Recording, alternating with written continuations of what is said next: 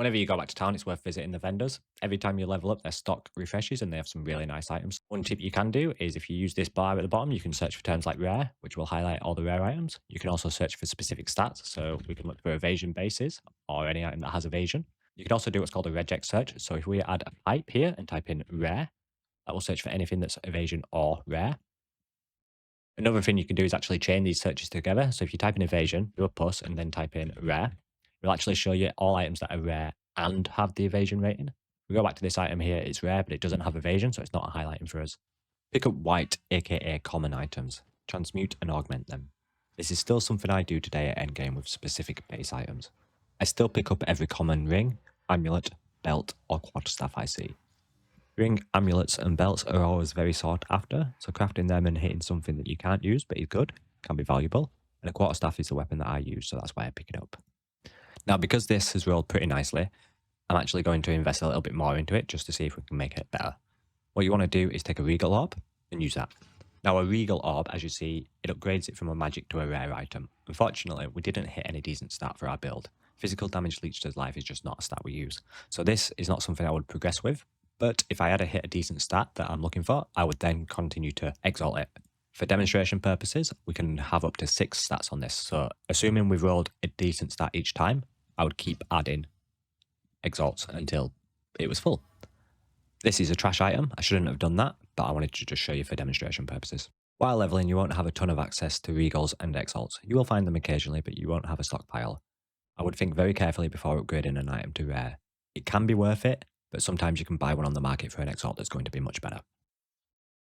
A lot of magic items can actually be better than rare items, and most rare items are actually better than unique items. If we get a magic item with a decent implicit, for those that don't know, the implicit is the very top stat here and it's tied to the base of the item. For example, all topaz rings have lightning resistance as an implicit.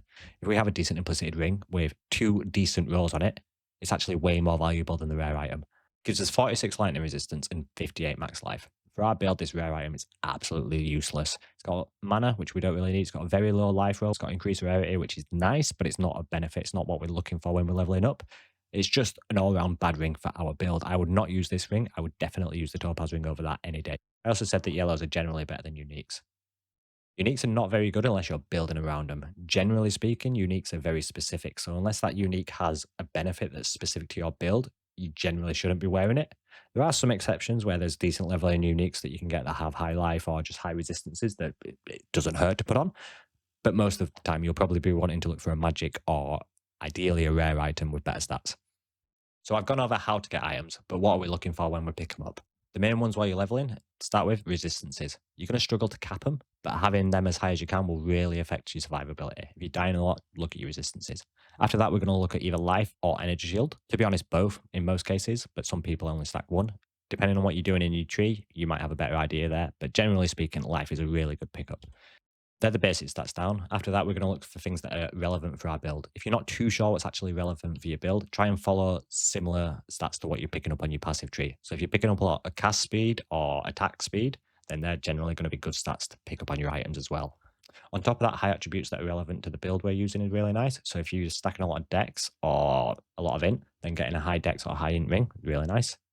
The next thing we're going to look at are weapons. Weapons are a little bit different to the rest of the items. We don't want any defensive stats on our weapons. We don't want resistances or life or any of that junk. It's all going to be pure offensive. I'm a melee physical build, so I want pure physical damage, ideally. That's what I've stacked here. On top of that, I'm stacking plus to all level of melee skill gems. Now, you can get plus to level of all bell, fire, lightning, whatever skill gems. So you can get the relevant stat for your build. If you're unsure what your build's actually using or what the skill's using, if you press G and go to your skill, at the very top here, it has tags. Now, if it has the tag that matches the description on the weapon, then it's going to work.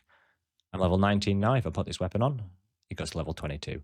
That's a huge power boost, by the way. Adding 3 levels to your skill is really powerful. After you've got flat damage, the next thing you might be looking for is attack speed. Attack speed is generally really good, or cast speed if you're a caster. The reason being is all the nodes on your skill tree actually scale from the attack or cast speed of your weapon. So if you have a higher base attack or cast speed, then the nodes are more effective. Getting more sockets on our skill gems is a huge boost. If you still only have 2 sockets, you can get a third by using a lesser jeweler's orb. They're really cheap, and you'll also find one fairly early on in the campaign. Corrupted gems can still be leveled up, but they can't be qualitated. And at this point, you shouldn't be using gem cutters on a skill you're about to corrupt anyway. Getting a fourth socket this way is more of an intermediate step until you can afford a proper fourth or fifth socket with quality, but it's still a huge damage boost, so I do recommend it, and it's a lot cheaper than actually trying to buy a medium-sized jeweler's orb. Even factoring into the cost of Valorbs, you should save a lot of money by getting a fourth socket this way. If you want to go for a fourth socket with corruption, what you should do is cut a new copy of your skill gem from a low-level uncut gem. Corrupted gems can still be leveled, so this is fine. Apply a lesser jeweler's orb to it so we have a third socket, and then we're going to use a Valorb. There's around a 1 in 5 chance we get an additional socket. During the campaign, there are a lot of optional quests you can do. Some of them give you a permanent stat increase or skill points. You can get 24 additional skill points, 100 spirit, 20 to all resistances, 20 to max life, and an 8% life increase. You can see which quests give you a permanent stat increase by looking for this icon here. You can also look at the map legend on the left for more info.